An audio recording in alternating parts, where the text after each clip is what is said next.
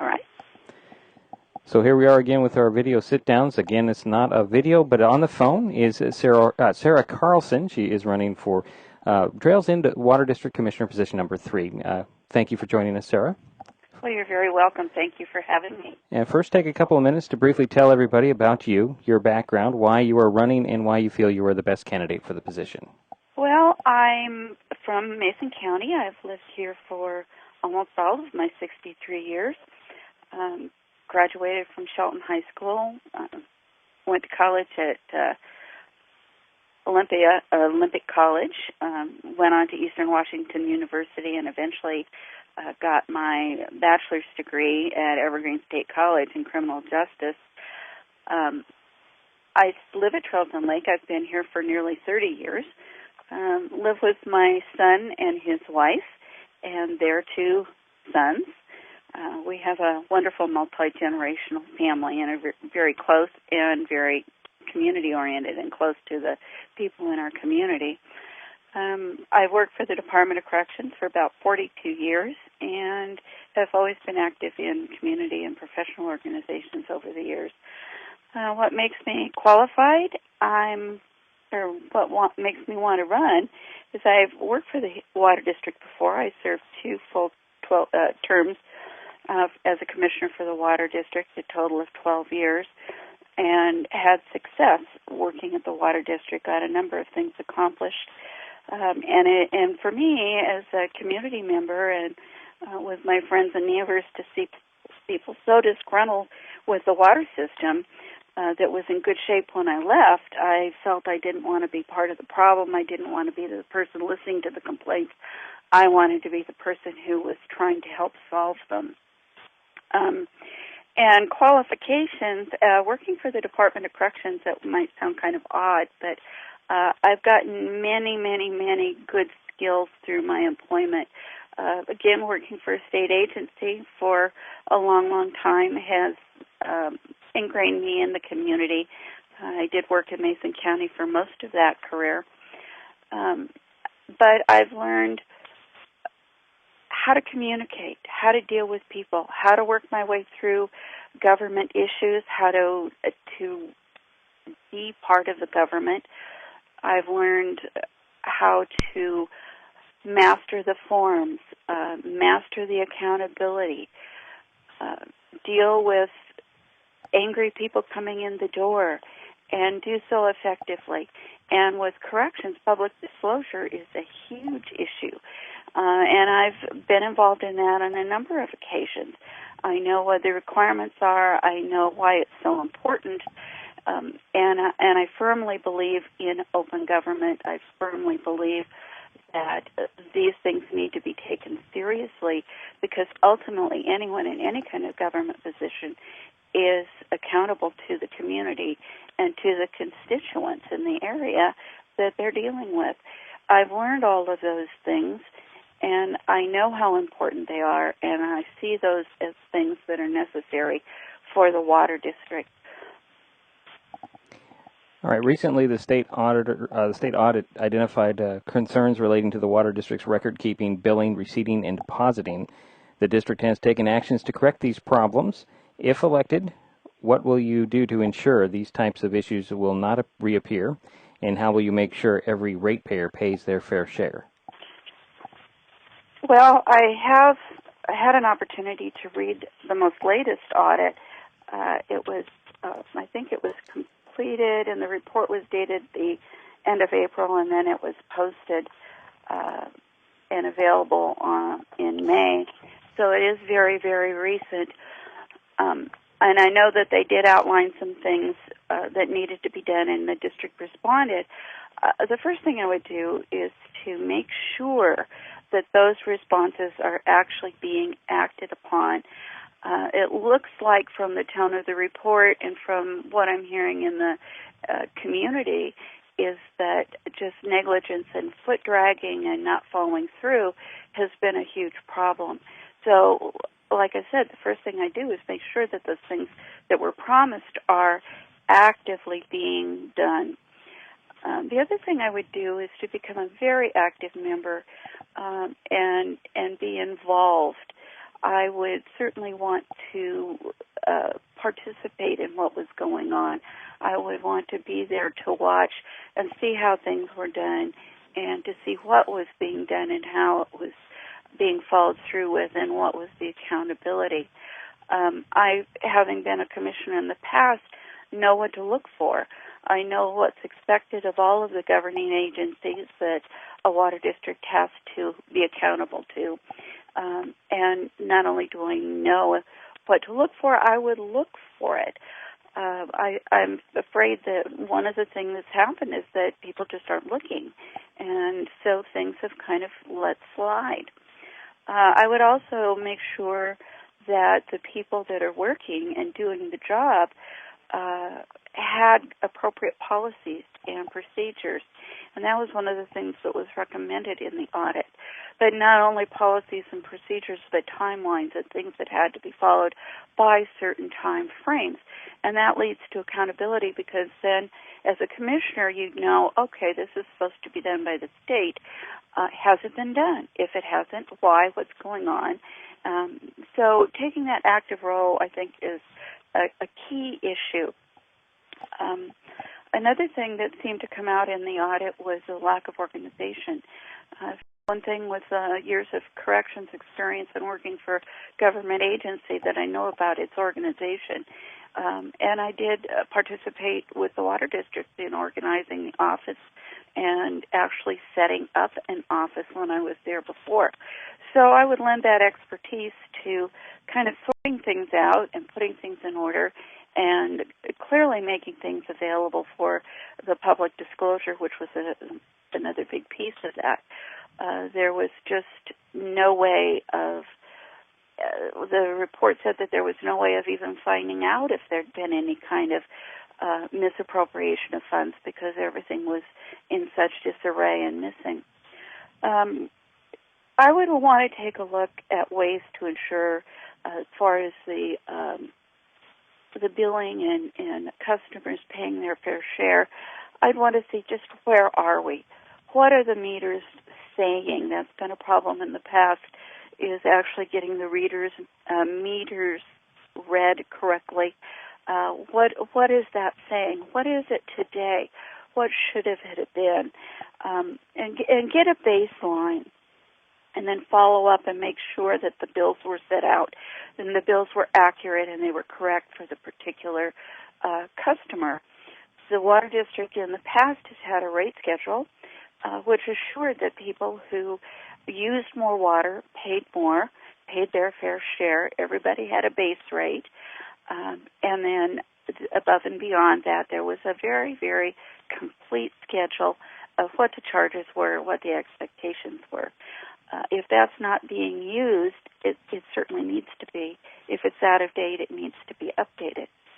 And then going back, one of the problems that's arisen is that people just don't know how much they owe. Personally, I haven't seen a bill in probably 5 years. I've called and asked about it. I've attended meetings and mentioned it. I don't have a clue. I want to pay my fair share. I don't want to pay more than my fair share if I don't have to. If I'm feeling this way, imagine what the rest of the community is feeling. You multiply that by, 200 customers or more, and no wonder that you start having complaints. I feel that we need to get to the bottom of it. Everybody needs to have a correct, accurate bill and a means by which they can pay it. And you can only do that by going back in time and looking at the history, trying to sort it out, do the best you can, invite the public to participate in that and give input, and then move forward at a very structured, equally balanced, depending on use, rate and way to go with it. Yes? Okay, well, let's talk about maintenance. In your opinion, does the Water District have an adequate plan, rate structure, and enough reserves to make necessary repairs or upgrades as the Trails End water system ages or grows? If not, would you support a rate increase to build reserves for future maintenance? Well, this is the one area where I'm not as up to date as I would like to be, and I would have to do some research on that. But what I have been able to glean and what I've seen and knowing what I know about accounting and financial management of an agency, I'm afraid there probably is not enough money in reserves to deal with a catastrophic issue should it arise. I'm just afraid too that the maintenance hasn't been as it should. I live here and I see things when roads are torn up and when those kinds of things are going on, and I haven't been seeing that lately. So I do know that they did some work on the well, but everything is aging. I would want to take a look at the finances, see where they are. I was part of making the 10-year plan, but that's been 12 years ago. So I would want to see what the plan is now, what was actually accomplished from the old plan, and then move forward in that direction to see what we have to do, what's ahead of us. And look at the reserves. When I was on the board, we had a gentleman who was just very, very adept at moving our money around within the reserves and so forth to actually increase because of the interest rate. Well, we don't have that luxury anymore. Interest rates are very low, so I expect that anything in the reserve fund isn't growing. I would look to grants, I would look to loans and things like that for the maintenance in the short term, but in the long term, it may be that the only way to increase the reserve to protect the district, to protect the customer's water system, is to do some sort of rate increase or assessment. I would hope that it be kept at a minimum, but the district has to be fiscally sound for there to be appropriate water distribution. So what effort will you take to maintain the quality of the district's water? Would that include chlorination if necessary? As far as taking care of the district's water, maintenance and upgrades to the system obviously are a key to keep things fresh, such as flushing the system regularly, cleaning the tank, the water tower tank. Also complying with all the rules and regulations in the testing to make sure that it is up to standard, to make sure that the backflows were correct and so forth. And then educate consumers. I think that's a key as well. Get people involved in protecting their own water supply, keeping the pesticides out of the water tables, making sure that their septic tanks are strong and not leaking and that they're running efficiently so we don't get that into the water, making sure that the water table is protected. And also with conservation. For me, chlorination would be kind of a last-ditch effort. I like my water. I always enjoy coming home and having a nice glass of fresh well water that hasn't been chlorinated. I would see, as a problem came up or what a problem was, do some research. What else can be done short of chlorination? And then you'd have to balance the costs, because, of course, you have to be fiscally responsible. Are those costs going to be far in excess to maintain a safe water supply than the cost of chlorination? I wouldn't rule it out, but I really would look hard before I would vote for a chlorination of the system. Ultimately, it has to be safe. Does the water district have an adequate staff? Well, I think that they do in terms of numbers. If the commissioners became more active in running the water district and took some of the functions over, when I was on the commission before, one commissioner acted as secretary, one acted as treasurer, one acted as the president and was involved in community liaisons and working with other agencies and that sort of thing. And so everybody had a job. We did those jobs so we didn't have to pay the staff extra, take up extra man hours to do some of those things. the nice thing about it was, too, that then we were all very well aware of what was going on.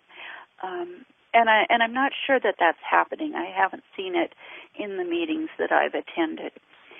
So I think that the district can nicely make do with the staff they have. They have a bookkeeper, they have the manager, and I know that they have someone who reads the meters and some people on call who can do some of the repair work. So I think the numbers are fine. Whether the staff is adequately trained, whether the staff is adequately performing their jobs, it doesn't seem to be. I don't know that for sure. Just in looking at the audit report, the records were a mess. They couldn't find things. They couldn't produce things.